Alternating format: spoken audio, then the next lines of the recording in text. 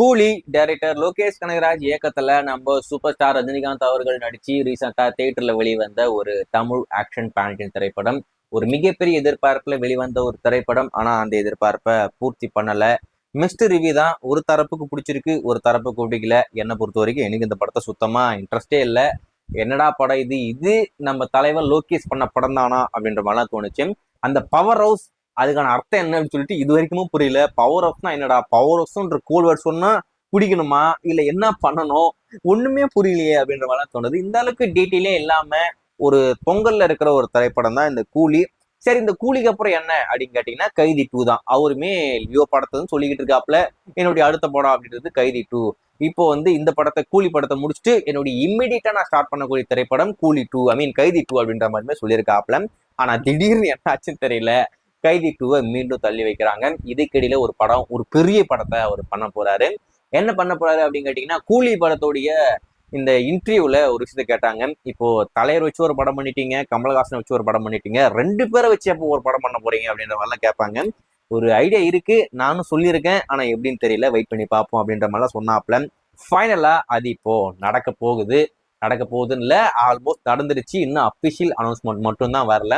தலைவரையும் கமலஹாசனையும் வச்சு ஒரு படம் அவர் இப்போதைக்கு பண்ண போறாப்ல. அந்த படத்தை இப்போதைக்கு 2026 ஜனவரி இல்லைனாக்கா பிப்ரவரி மாதம் ஷூட்டிங் ஸ்டார்ட் பண்றாங்க. 2026 தீபாவளிக்கு தேட்டர் கொண்டு வரணும் அப்படின்ற மாதிரி முடிவு பண்ணிருக்காங்க. 2 வருஷம் டைம் கொடுத்த படமே இந்த கதியில் இருக்கு. இதுல ஜனவரியில ஸ்டார்ட் பண்ணி தீபாவளிக்கு வர போற படம் எப்படி இருக்க போகுன்னு தெரியல. ஸோ வெயிட் பண்ணி பார்ப்போம். ஸோ இதனுடைய அபிஷியல் அப்டேட் எப்போ வரப்போகுது அப்படின்னு கேட்டீங்கன்னா, ஆகஸ்ட் 24 அபிஷியலா இப்போ சொல்ல போறாங்க. அது என்னடா ஆகஸ்ட் 24 அப்படின்னு கேட்டீங்கன்னா, இந்த படத்தை பொறுத்த வரைக்கும் RK5 அதுக்கு அடுத்து ரெட் ஷைன் இவங்க 2 பேரும் சேர்ந்து தான் இப்போதைக்கு இந்த படத்தை தயாரிக்க போறாங்க.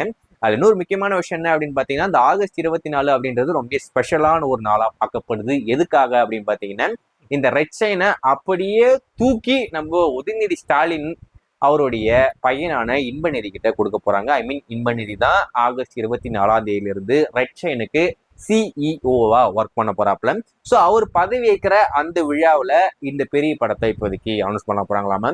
ஸோ லோகேஷ் கனகராஜ் இயக்கத்துல நம்ம சூப்பர் ஸ்டார் ரஜினிகாந்த், அதுக்கு அடுத்து உலகநாயகன், இவங்க இருவரும் 43-46 வருஷத்துக்கு அப்புறமா 2 பேரையும் ஒன்னா பார்க்க போறோம்.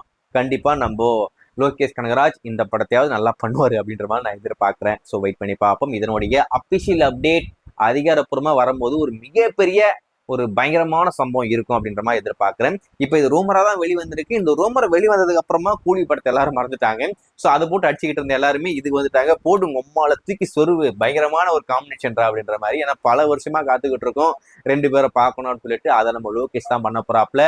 ஒருவேளை இது மட்டும் உண்மையா இருக்கும் பட்சத்தில் நம்ம லோகேஷ் நல்லா பண்ணிட்டாரு, சூப்பரா ஸ்கிரீன் எல்லாம் சூப்பரா செதுக்கி வேற லெவலில் சம்பவம் பண்ணிட்டாரு அப்படின்னு சொன்னா டெஃபினட்டா தமிழ் சினிமாவுடைய முதல் 1000 கோடி. இதான் பல வருஷமா நம்ம ஒரு படத்தை சொல்லிக்கிட்டு இருக்கோம். ஆனா ஒரு படமும் வந்த மாதிரி தெரியல. ஆனா இந்த படம் கண்டிப்பா பந்தயம் அடிக்கின்ற மாதிரி நான் எதிர்பார்க்கிறேன். வெயிட் பண்ணி பார்ப்போம்.